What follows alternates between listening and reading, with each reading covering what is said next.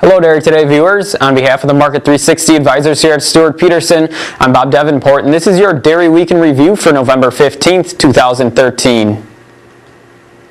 Taking a look at our CME dairy components at the conclusion of Friday's trade, blocks closed out the week at 182 even, down just a quarter cent. Barrels finished the week at 175 3/4, down 2.5 cents. Butter finished the week at 165 even, up 9 cents. And December whey closed out the week at 58 cents even, up 0.8 cents. And December non-fat dry milk finished at 191 even, up over 3 cents on the week. Shifting over to Class 3 futures here, December finished the week at 17.98, up 9 cents. January closed out the week at 17.36 with a 20-cent gain, and that now puts our 2013 average at 17.91, up a penny on the week. So going on into our weekly black barrel average chart here, after quite a big sell-off, over 8 cents last week, we did add to that here again this week, down 1 3/8 cents. There was a decent amount of buying interest during this week's sessions, but the sellers weren't shy about jumping in and unloading blocks and barrels either. In today's session alone, the blocks finished up at 182 even, up a half a cent with 2 loads taking place, and barrels finished out today at 175 3/4, down just a quarter cent. We also saw 2 loads trade hands there. So jumping into Class 3 futures here and taking a look at our weekly second month milk chart, which is currently the December contract. We finished up our 11th week now since we put in this short-term low back in the middle of August. And Class 3 futures have struggled just a little bit over the past 2 weeks. However, the second month contract was able to finish up with a gain on the week. The second month contract closed out the week with a 9-cent gain, finishing at 17.98. The December contract traded as high as 18.24 this week and as low as 17.98. It seems as though we're nearing a pivotal point in the market here. It seems like Class 3 futures possibly could be beginning to consolidate around these levels. So over the course of the next few weeks, we'll probably have a little bit better idea as to whether or not the market can continue to sustain such a rally, or if we're going to see a little bit of weakness here.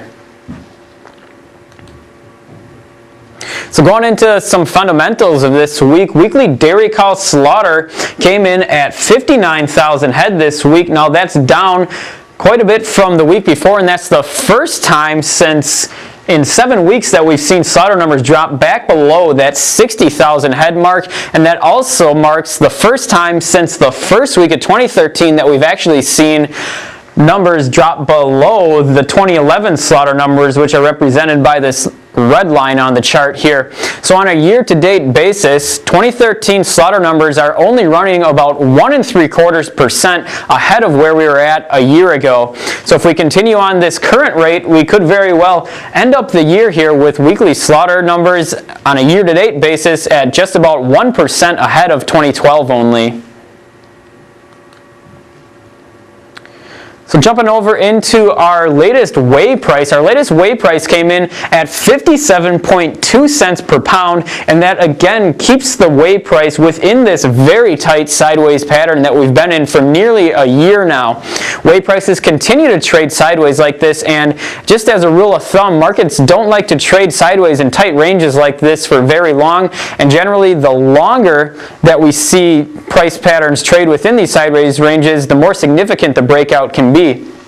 So sooner or later, the whey price is going to break out of this range. The question is, which way is it going to go? We're not sure at this point, but one thing we do know is that for about every penny cent that we see in the whey price, that results in about a 6-cent move on Class 3 prices. Another pretty big fundamental factor here is that the US dollar has been trading in a sideways pattern here.